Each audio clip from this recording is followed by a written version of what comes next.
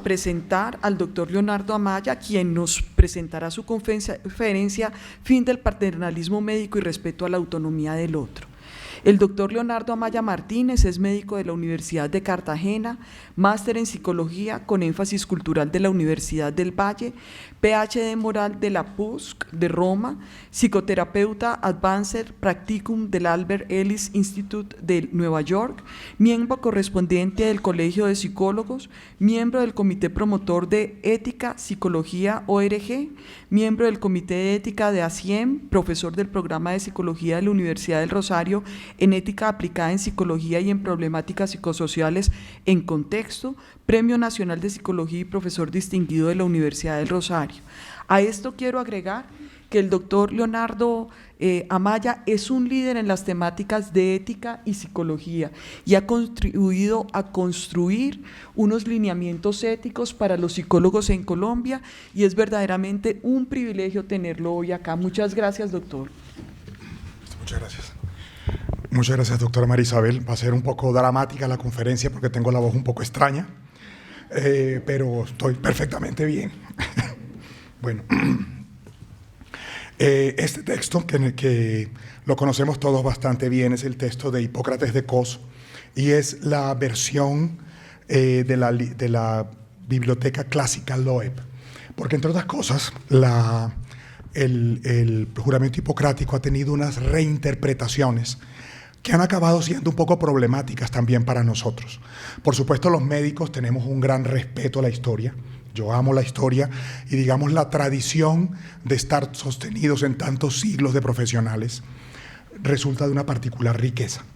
Sin embargo, este es el punto que nos resulta difícil a la hora de considerarlo. Esta es alguna de las traducciones. Y el punto que nos resulta difícil en algunas ocasiones para entender nuestra participación en ese final de la vida es este sintagma. No administraré una droga que sea muerte, que sea mortal. Sugiero que este sea un consejo. Tampoco administraré fluoruro a las mujeres.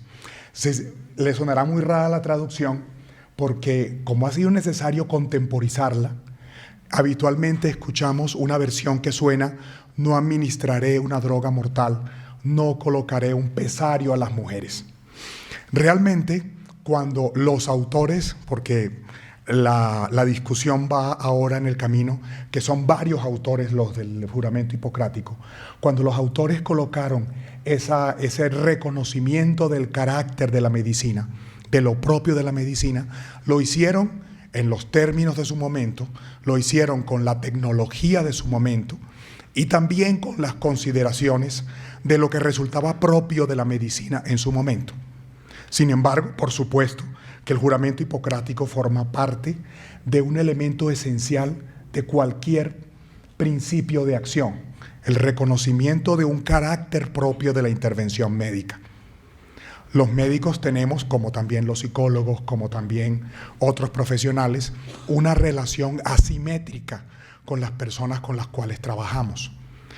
Poseemos un contenido de información y una profundidad de conocimiento que hace particularmente difícil establecer el consentimiento informado, por ejemplo. Nos requiere tiempo, requiere que nosotros traduzcamos al lenguaje cercano de las personas el carácter propio de sus decisiones y de su situación.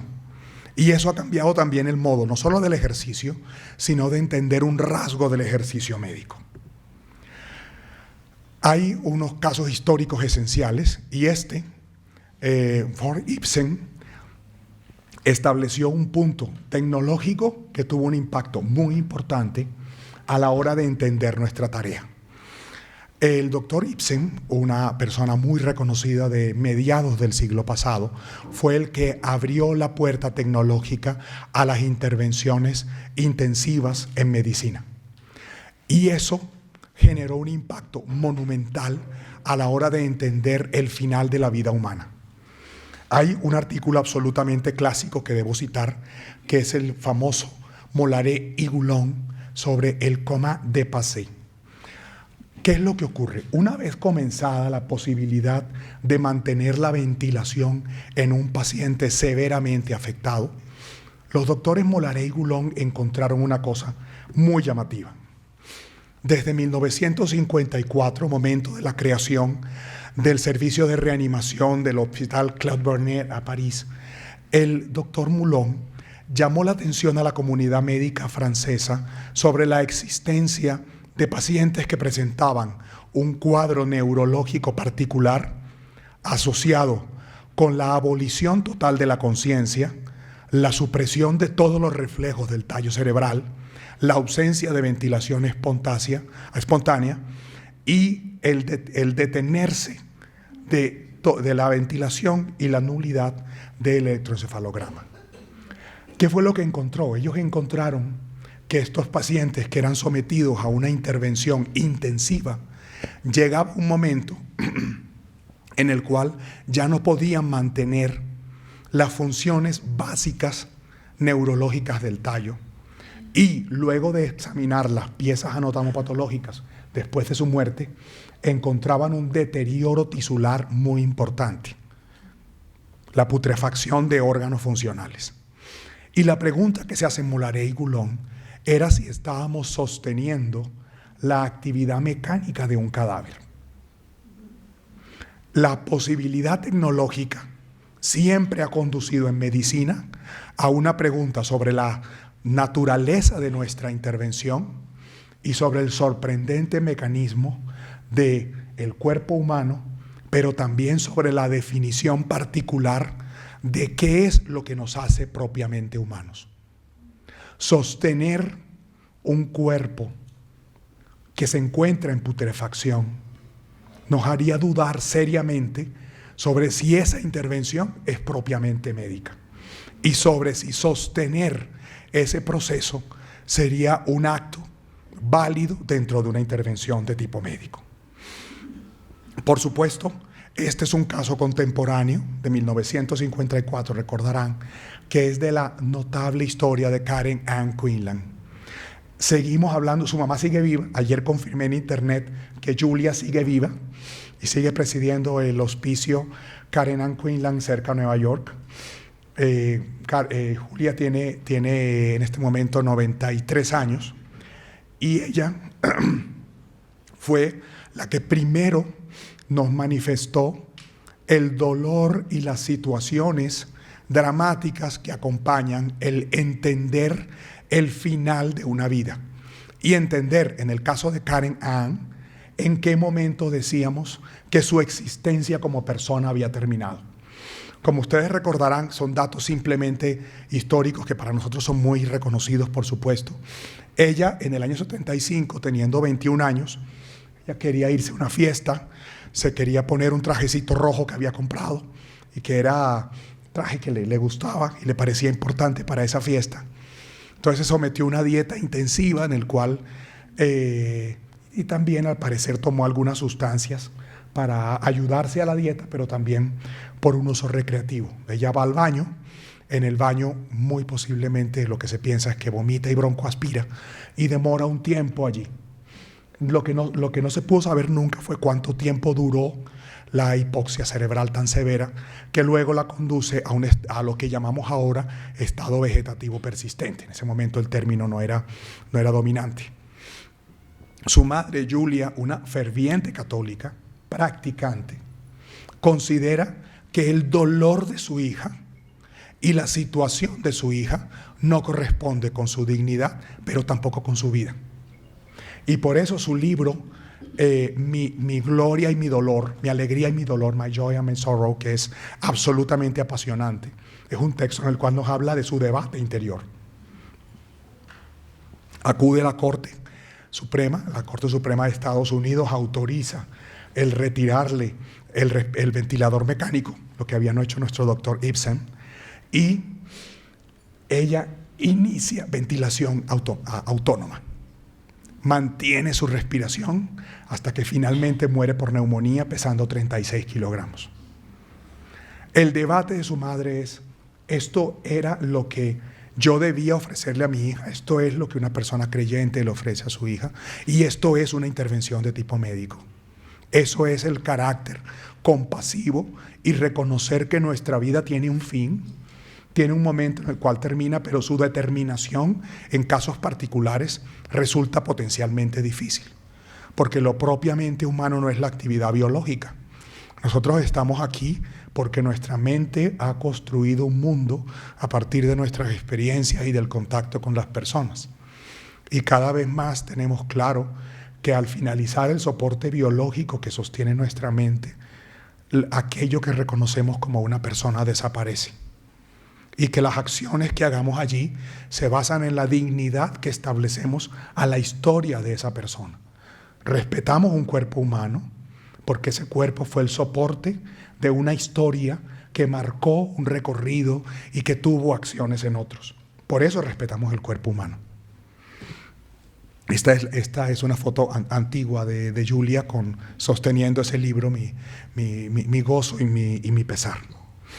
Y a mí me encanta lo que ella coloca en la tumba. Ahí está la tumba de su marido y la tumba también de Karen Ann, cuando dice, fue un precioso regalo la historia de Karen Ann, y particularmente por lo que nos ha permitido a partir de ahí repensarnos. Hay otro personaje que ha resultado particularmente importante y es Dax Donald Covart. Covart con T, no es Covart de cobarde, sino un apellido. Y Donald es una historia absolutamente dramática también. Donald es una historia que nos habla precisamente acerca del derecho que tenemos los seres humanos para establecer el momento en el cual, así como hemos tomado decisiones toda nuestra existencia, cuál es la decisión importante en el momento de mayor fragilidad, cuando decidimos hasta dónde consideramos que nuestra vida debe extenderse. Esto, por supuesto, abre una puerta absolutamente dramática, porque precisamente por nuestra posición como médicos nos reclama un trabajo primero personal para entender el derecho de la persona a determinar eso, que nos puede costar mucho trabajo, pero también para aceptar que los modelos de vida pueden ser distintos. La biología humana es distinta, los recorridos humanos son diferentes, y incluso así, lo que cada cual determina como valioso también es distinto. Dax es una cosa sorprendente. Él tiene este libro que es muy importante, El derecho a morir. Ya les cuento la historia, y esto es un trozo de ese libro. Para los que no conocen la historia, posiblemente todos la conocen. Él es una persona joven, yo creo que tengo aquí la historia, pensando en que no iba a poder hablar, lo escribí todo. Tenía 25 años, era veterano de la aviación norteamericana, y él se va a conocer con su papá un terreno que querían comprar. Resulta que por ese terreno pasaba un tubo de gas natural y el tubo estaba dañado. Entonces el terreno, que era un bajo, se llenó de gas, y cuando ellos encienden el motor del carro para irse, explota todo el terreno. Él tiene quemaduras muy importantes, del 65% de su cuerpo, y pierde las manos, pierde los dos ojos, la visión en los dos ojos, las dos orejas, tiene un daño severo en oído medio e interno también en uno de sus oídos. Y él dice, tiene esta conversación que él mismo relata. Yo estaba severamente quemado y tenía muchísimo dolor. Yo no podía vivir en esos primeros momentos que siguieron a la explosión. Un hombre que oyó mis gritos de ayuda vino corriendo desde la carretera, bajando desde la carretera, y yo le pedí a él una pistola. Él dijo, ¿por qué?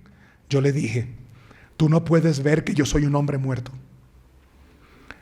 Yo voy a morir de cualquier manera. Necesito yo mismo colocarme en el final de esta tragedia, de esta miseria.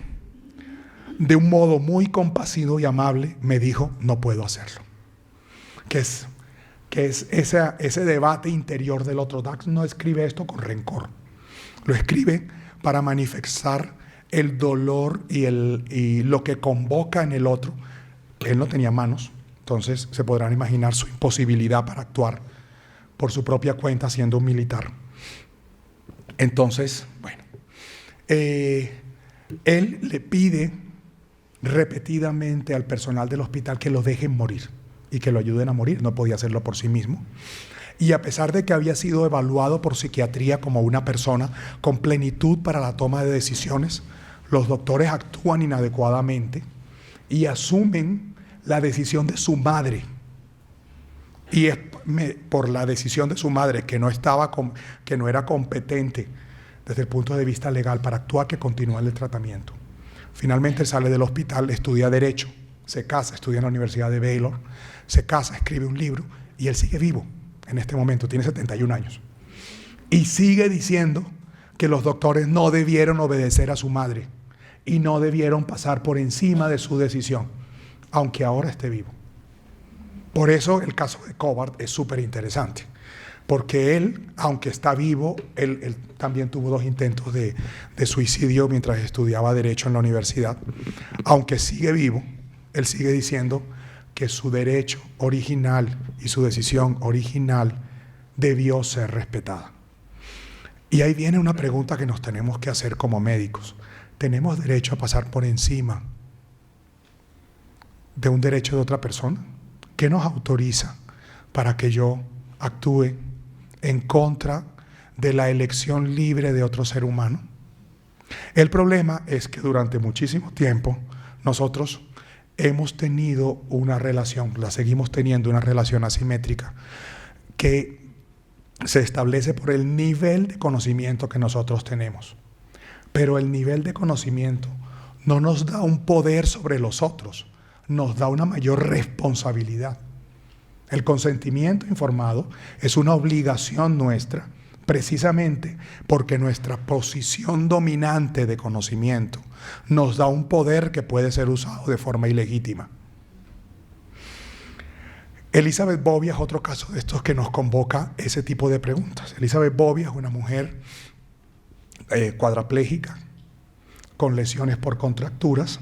Es un caso también muy conocido, pero quiero remarcar un punto de ese caso, que ella decide hospitalizarse por cuenta propia en un hospital como paciente psiquiátrica. Ella va al hospital y dice: yo soy paciente psiquiátrica, y solicita ayuda para morir, porque no podía hacerlo por su propia cuenta, porque también tenemos derecho a, según afirmaba ella, terminar nuestra vida de una forma civilizada. Pues también yo me le puedo tirar a un bus, pero eso no es una forma civilizada.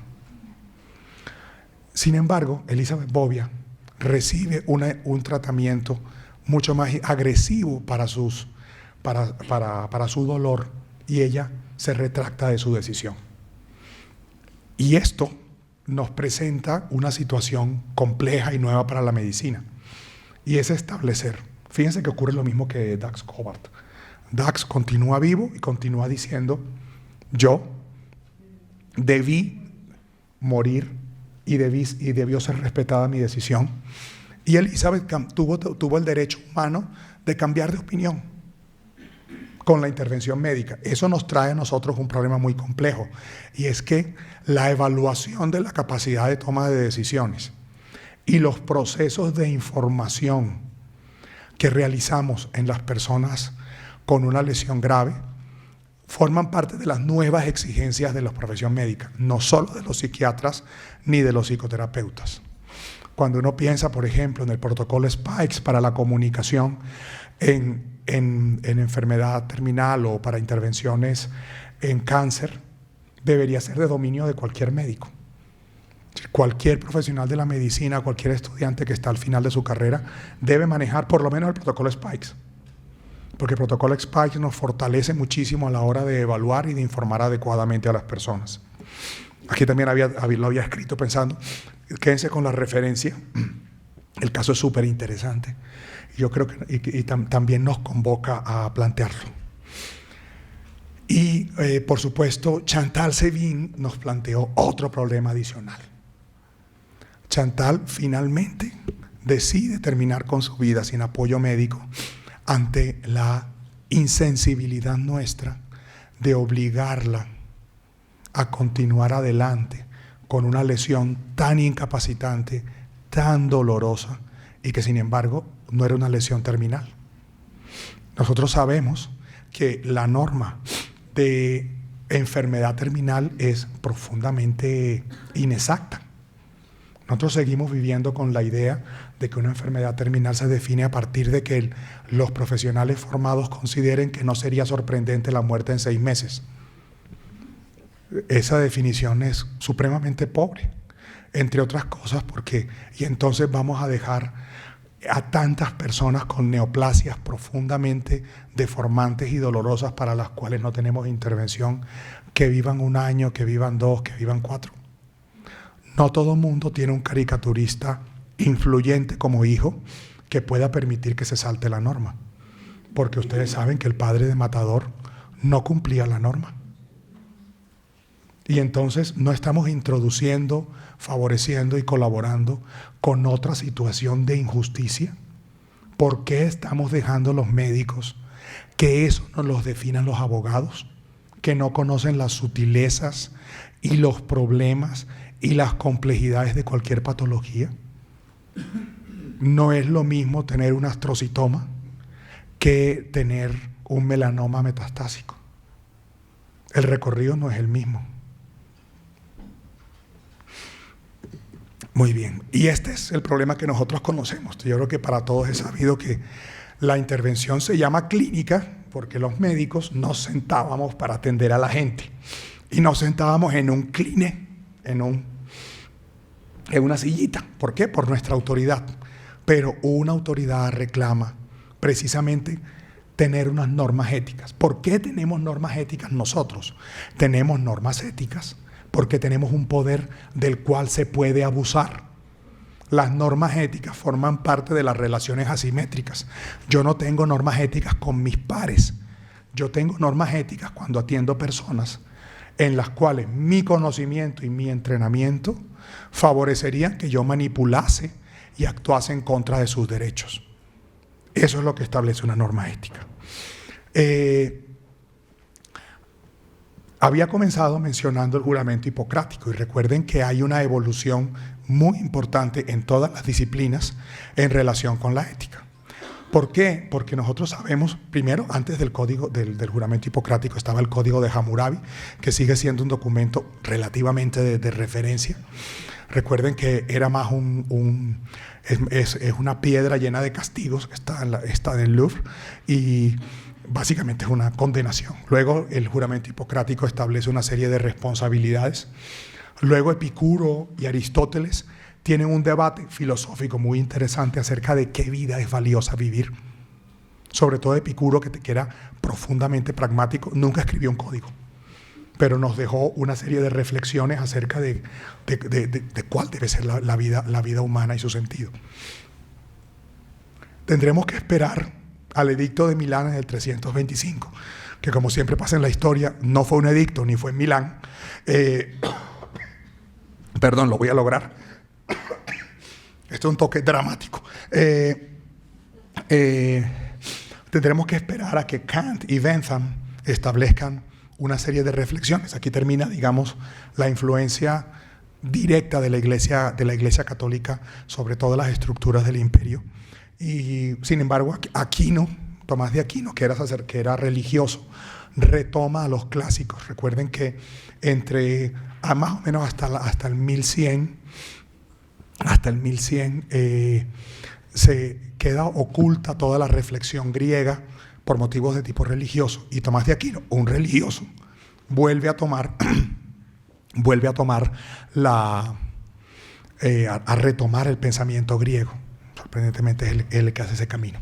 Pero nosotros tendremos que esperar a todas estas situaciones para volver a pensarlo. Thomas Percival, que escribe su texto Jurisprudencia Médica, era el nombre que él le quería poner, luego la gente le discute que no, y él dice que sí se debe llamar jurisprudencia por la versión tradicional de jurisprudencia que ahora pues no se vive, que es si uno mira ese honeste vivere alterum non ledere sum quisque tribuere, no se vive tradicionalmente. Vivir honestamente, honeste vivere alterum non ledere, no hacer daño a los otros, sum quisque tribuere, dar a cada uno lo que le corresponde. Y él dice, eso debería ser el fundamento de la reflexión ética. Y por eso él le quiere colocar ese nombre a su célebre texto sobre ética, el cirujano Percival. Pero tendremos que esperar a toda esta cantidad de cosas tecnológicas para volver a planteárnoslo. Por ejemplo, el Comité de Legos de Seattle, que ante el avance establecido por la fístula de Schneider, considera que no deben ser solamente médicos los que tomen la decisión de qué persona es atendida con un riñón artificial. ¿Qué es lo que considera allí?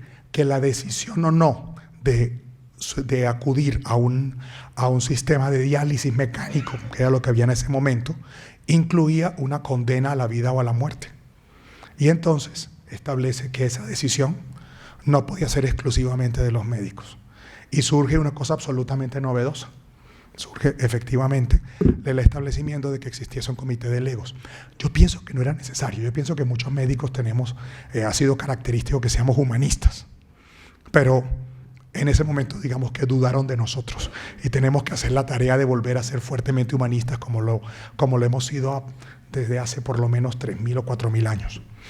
Por supuesto, es muy importante la aparición del Centro Hastings, del Instituto Kennedy, pero también, por supuesto, del protocolo de Belmont, que establece la obligación de un proceso dialógico en el cual se le explica a las personas en qué situación se encuentran, las alternativas que tiene, las posibles salidas de esa alternativa, y es eso que reconocemos como el consentimiento informado, que como lo tenemos bien claro, no es el papel.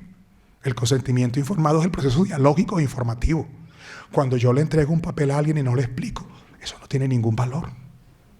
Eso no fue lo que estableció el protocolo de Belmont, y eso no es cumplir nuestra obligación establecida por una relación asimétrica. Por supuesto, conocemos que este tipo de situaciones nos llevan a una pregunta muy importante de qué cosa es el final de la vida humana. Muchas gracias.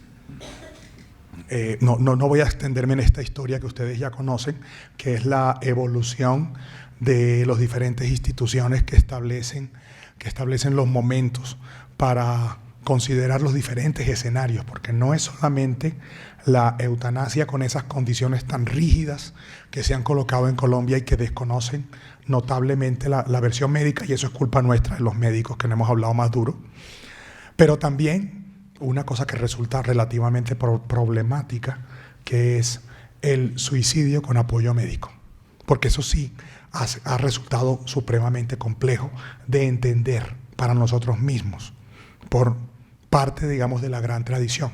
Ahora, recuerden una cosa: la petición de no dar medicamento mortal está vinculada a una razón histórica. Los envenenadores solíamos ser médicos o farmacéutas, porque éramos los que conocíamos esto. Locusta, que era la envenenadora de la casa de Nerón, ella tenía puesto fijo, era una farmacóloga espectacular, una excelente farmacóloga. Entonces, digamos, la invitación era, hombre, pues por lo menos saquemos ese ejercicio profesional de nosotros. Pero no estaba refiriéndose necesariamente a este tipo de preguntas. Me voy a saltar algunas cosas que son, pero voy a decir algunos temas en los que uno podría extenderse muchísimo y que forma parte de lo que tenemos que resolver los propios médicos al enfrentarnos a esto. Revisar, y volvemos a ser los médicos humanistas, cuál es la estructura de valores, dónde está la vida que llamamos propiamente humana y dónde está la acción que reconocemos como médica. ¿Cuál vida consideramos que es digna de ser vivida? Esto es una definición filosófica, pero que arranca de lo que los médicos reconocemos por nuestra experiencia. Es que aquí tenemos más que escribir y tenemos más que hablar. Un abogado le falta muchísimo para poder entender la profundidad de una situación médica. Arranca por explicarle un astrocitoma y por qué es distinto decir 6 meses con un astrocitoma o decir 6 meses con una neoplasia de paladar.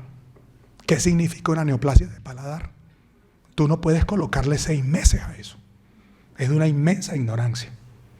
En ese caso no es ignorancia crasa, porque no tienen que saberlo, lo tenemos que saber nosotros. Por supuesto, esa idea un poco curiosa de que tenemos que dejar la terminación natural de la vida humana. Vamos a ver. Si nosotros hubiésemos seguido con la regla de la terminación natural de la vida humana, aquí no habría prácticamente nadie.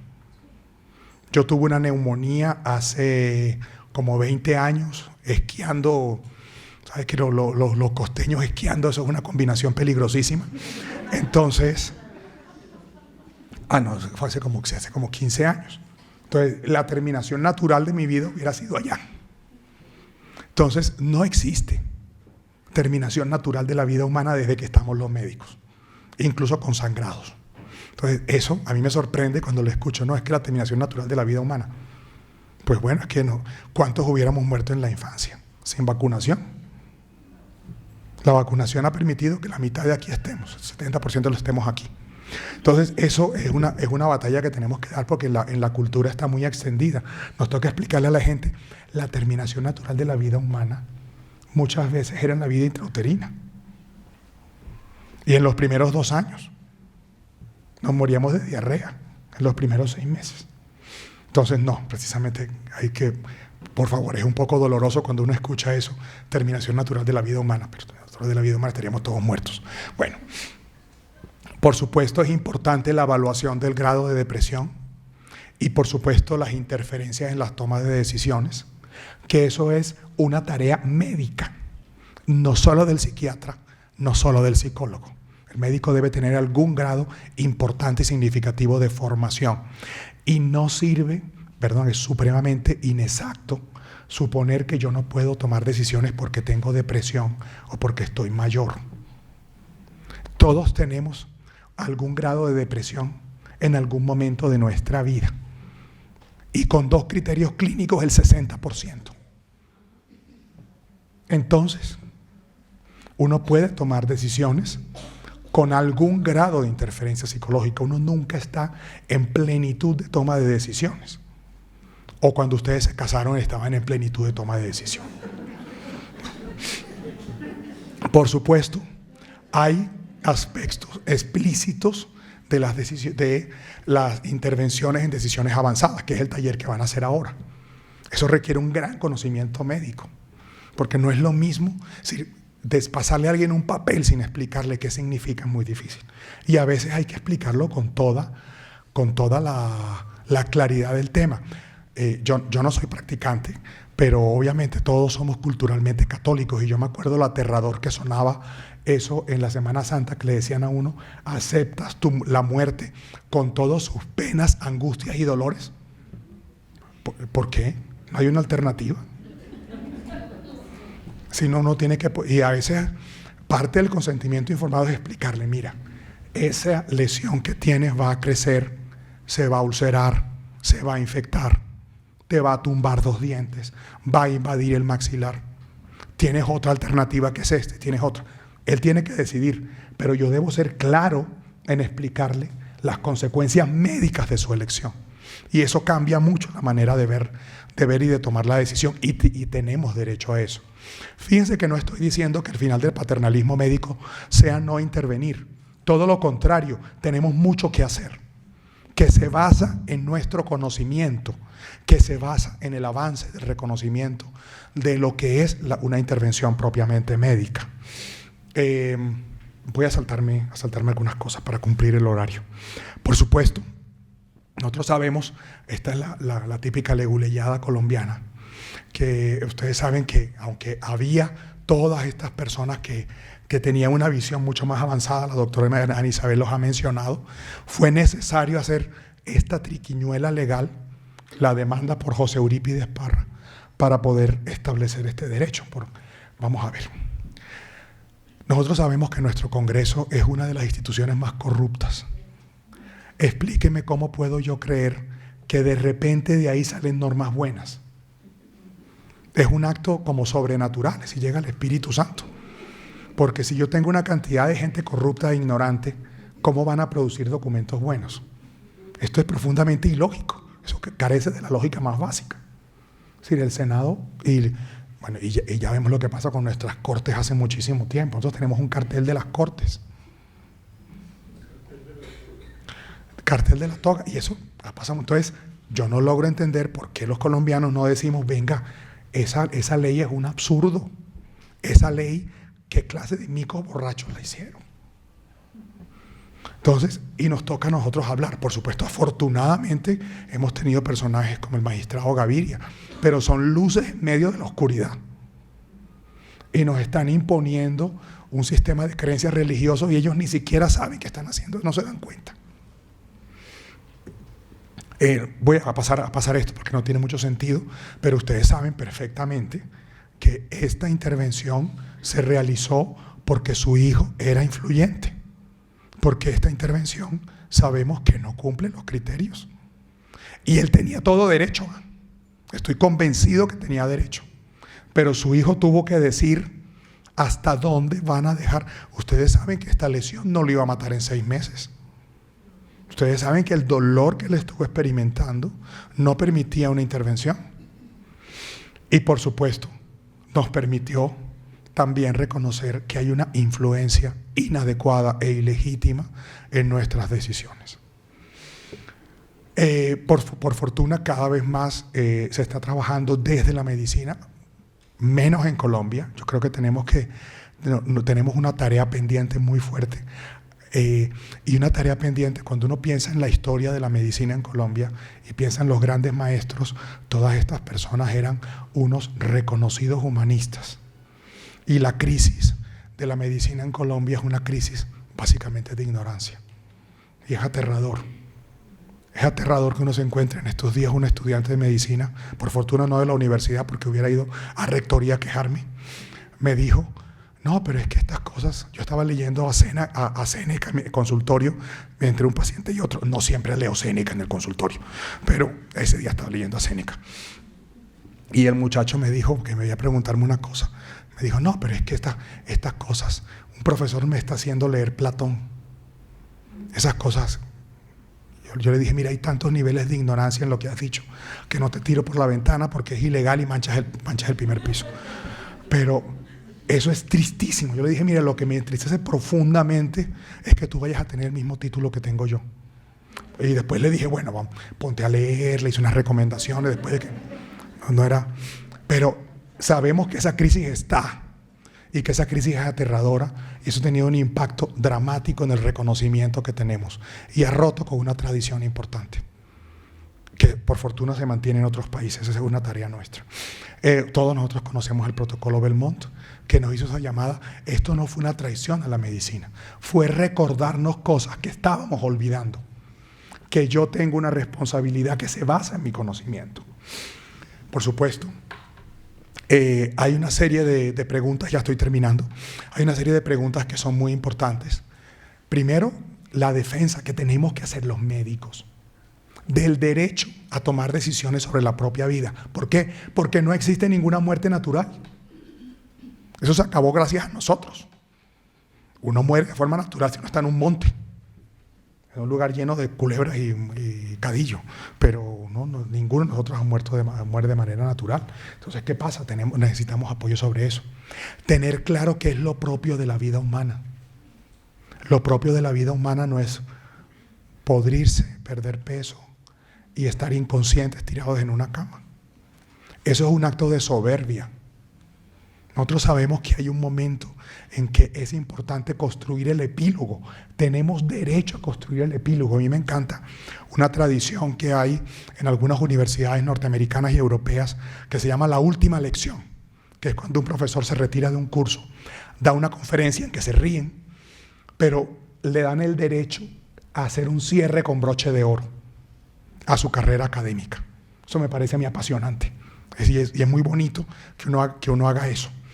Pues también tenemos derecho en nuestra vida a hacer un epílogo, a establecer esos últimos 15 días en que nos despedimos de la gente, en que cerramos, que ponemos un broche de oro. El broche de oro no puede ser las muertes con encarnizamiento terapéutico. Eso no es un broche de oro. No tenemos derecho a imponer eso. A eso me refiero con el mal paternalismo. No tenemos derecho a convertir el epílogo de una persona en un acto de indignidad. Por supuesto, ¿El sistema de salud debe financiarlo? Sí, claro que sí.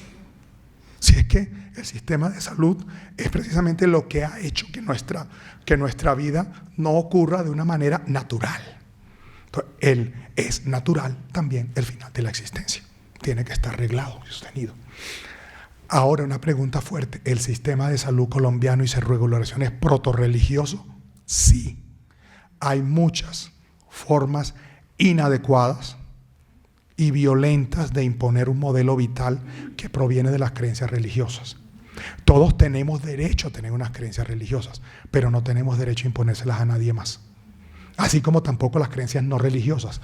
Yo no le puedo imponer a nadie que no crea en el monstruo espagueti volador o en Jehová o en lo que quiera. No se lo puedo imponer. Tampoco le puedo imponer mi modelo de creencias. Y tampoco el metarrelato personal sobre ese modelo.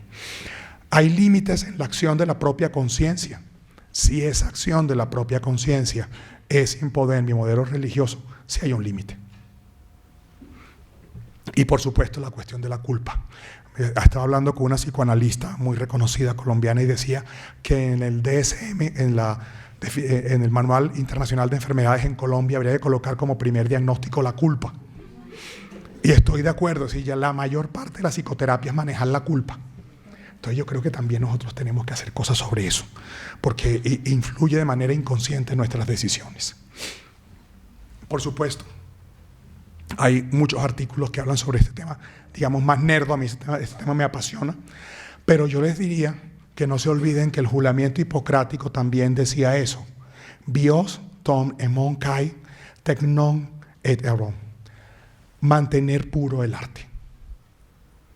También el juramento nos dice mantener puro el arte, que es ir creciendo e ir reconociendo que es lo propio de nuestra intervención. Déjenme me salto esta cosa.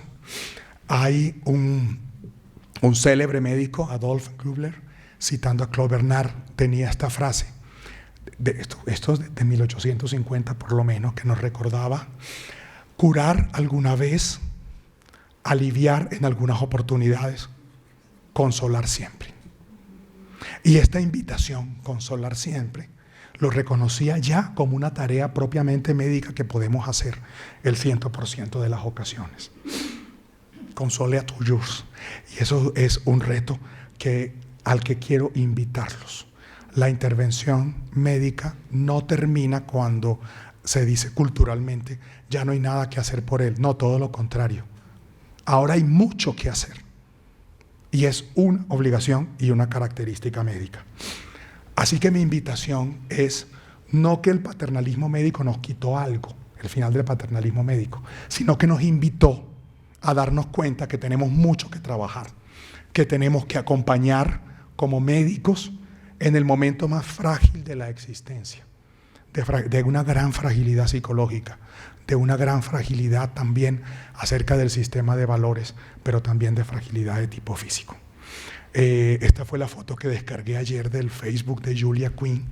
Ella dirige este lugar, el hospicio Karen and Quinlan, muy cerquita de Nueva York, hora y media en carro. Y bueno, muchísimas gracias. Espero que esta reflexión les haya servido para